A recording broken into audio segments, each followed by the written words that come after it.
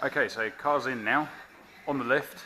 Next idea is to get rid of the subframe out, because that's all going to get broken up, powder coated, cleaned and all sorted. Then we're getting it on the spit, so good times. Hopefully actually get going with it properly now.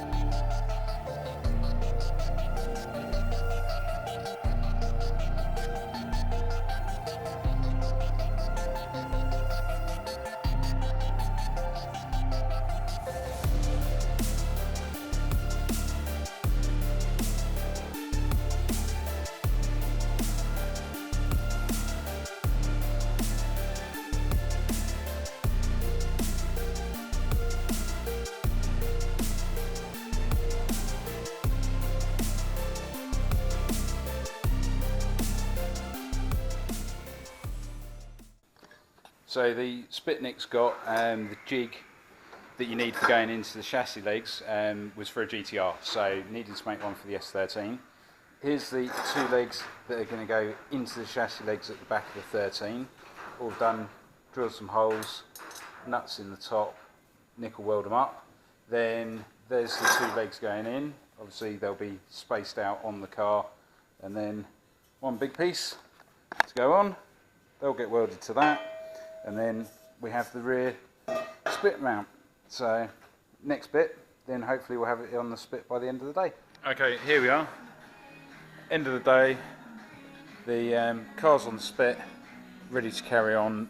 Probably end of the week when I can next get up here. But now it can be spun upside down. I can get inside, do more in there. Hopefully, just going to make it much easier to deal with. Never had the car like this before, so this will be new. But there's the new frame that we made up.